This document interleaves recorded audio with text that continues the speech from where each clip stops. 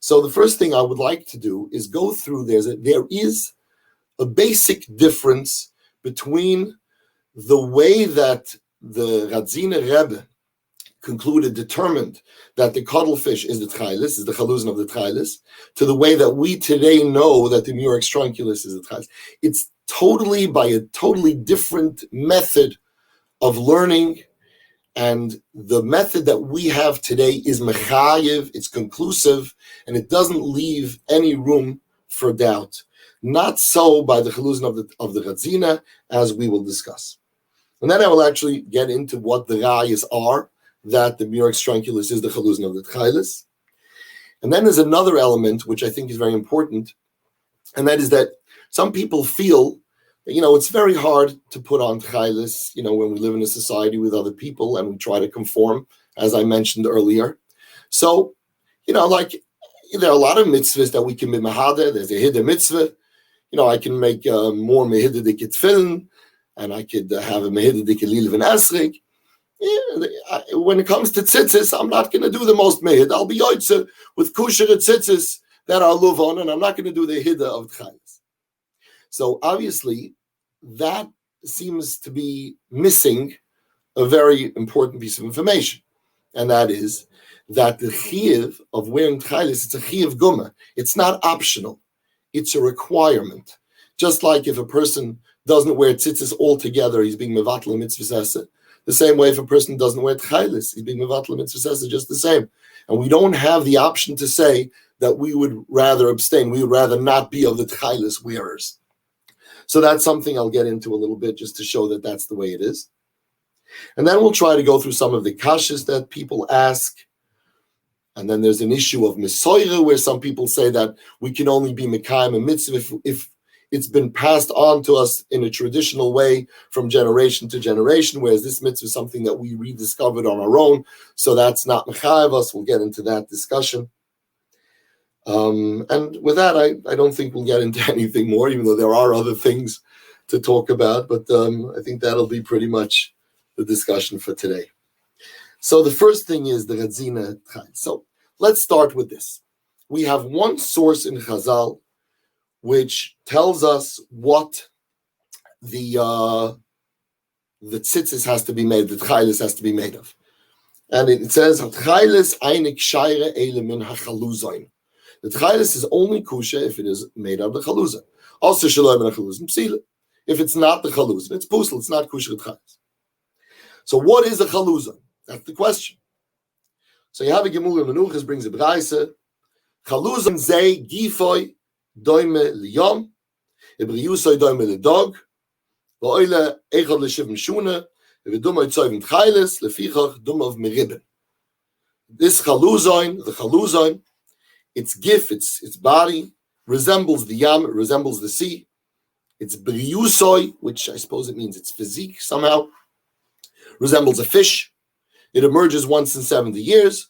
With its blood, we dye Techeiles, and that's why it's expensive. So the Radzyner wanted to take this braise and try to figure out on the basis of these simunim that are given here that it's similar to the sea and it's similar to a fish. So let's try to see if we can figure out what that must be. So he said, what does it mean? Chaluzan zei gifoy doim eliyom. What does it mean that we say its gif is doim eliyom? Its body is similar to the sea.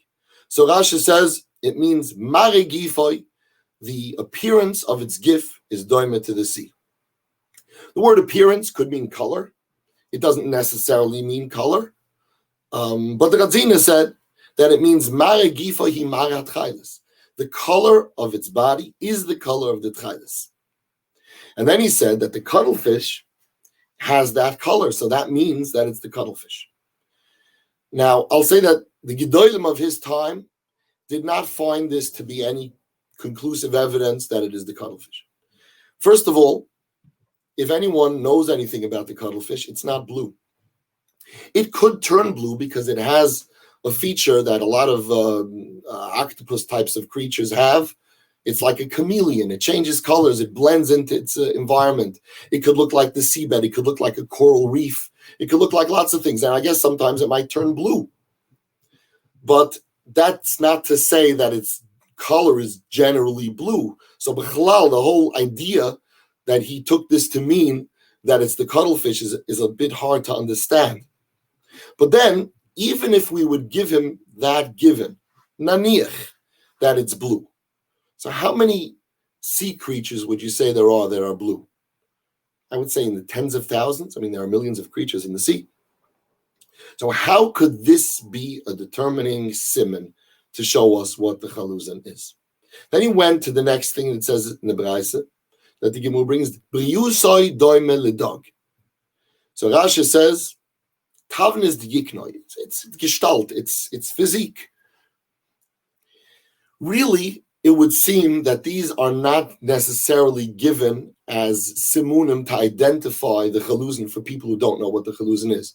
Because if somebody doesn't know what the Chilazon is, he doesn't know the definition of the word Chilazon, it's hard to imagine that from these simunim, from saying that its appearance is like the sea and its physique is like a fish, suddenly I'm going to be able to identify it.